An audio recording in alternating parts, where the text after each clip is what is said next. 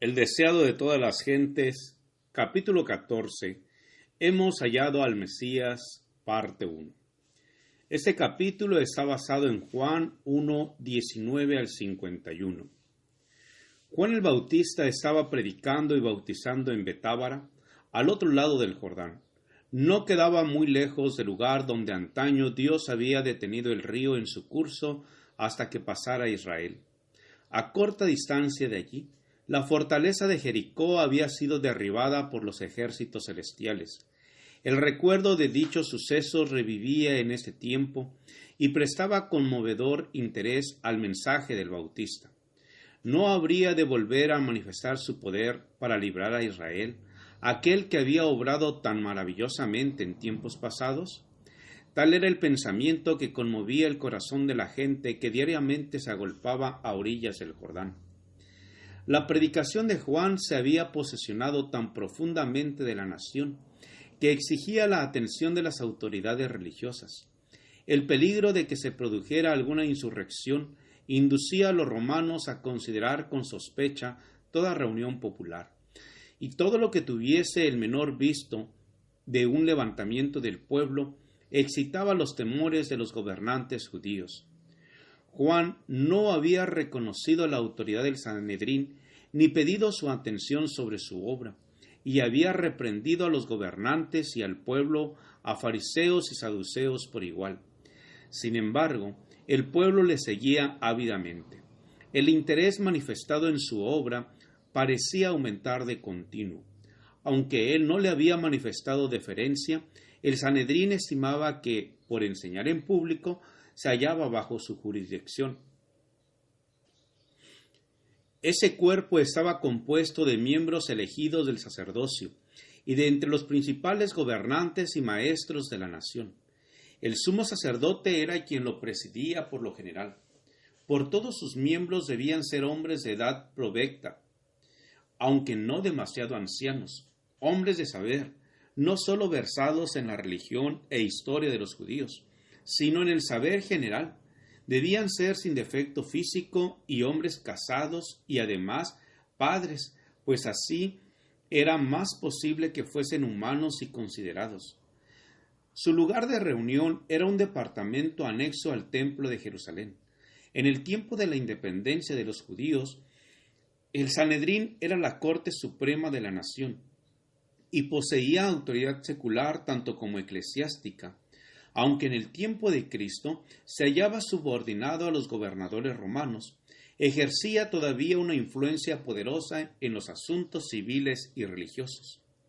Era difícil para el Sanedrín postergar la investigación de la obra de Juan.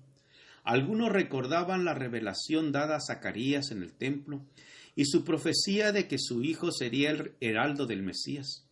En los tumultos y cambios de 30 años, estas cosas habían sido en gran parte olvidadas. Ahora la conmoción ocasionada por el ministerio de Juan las traía a la memoria de la gente. Hacía mucho que Israel no había tenido profeta. Hacía mucho que no se había realizado una reforma en la que se presenciaba el llamamiento a confesar los pecados y parecía nuevo y sorprendente.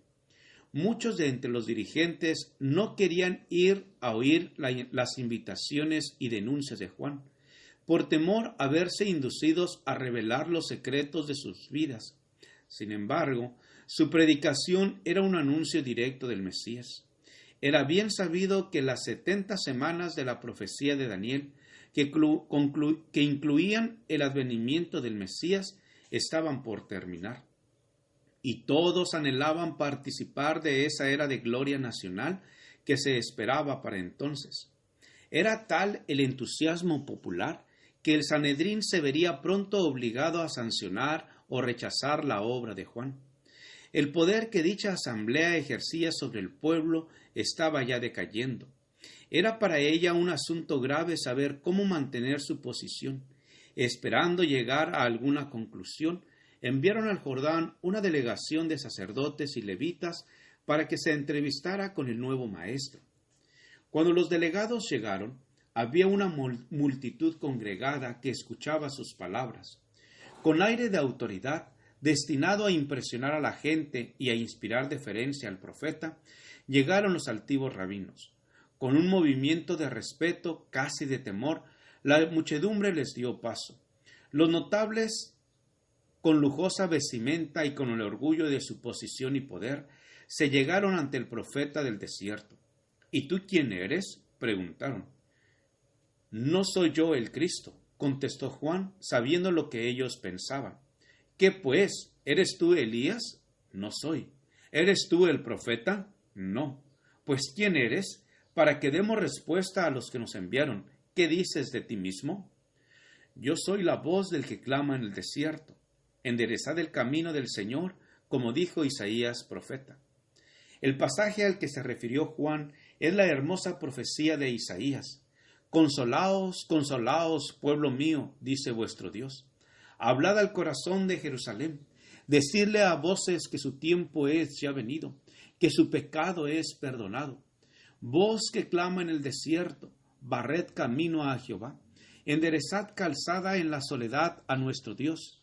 Todo valle sea alzado, y bájese todo monte y collado, y lo torcido se enderece, y lo áspero se allane, y manifestaráse la gloria de Jehová, y toda carne juntamente la verá.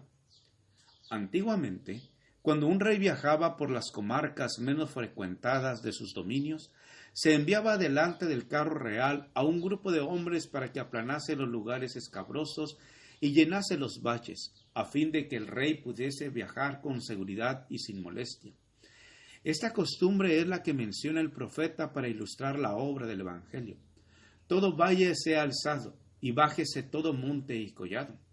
Cuando el Espíritu de Dios conmueve el alma con su maravilloso poder de despertarla, humilla el orgullo humano. El placer mundanal, la jerarquía y el poder son tenidos por inútiles, son destruidos los consejos y toda altura que se levanta contra la ciencia de Dios, y se sujeta todo intento a la obediencia de Cristo.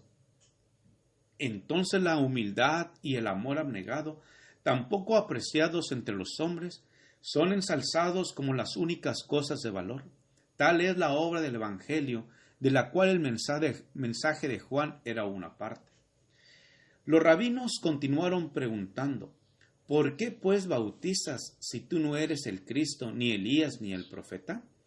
Las palabras el profeta se referían a Moisés. Los judíos se habían inclinado a creer que Moisés sería resucitado de los muertos y llevado al cielo. No sabían que ya había sido resucitado. Cuando el Bautista inició su ministerio, muchos pensaron que tal vez fuese el profeta Moisés resucitado, porque parecía tener un conocimiento cabal de las profecías y de la historia de Israel. Gracias por escuchar este audio. Te invito a escuchar la siguiente parte. Jehová te bendiga y te guarde. Con aprecio, Pastor Juan Manuel Flores Espinosa.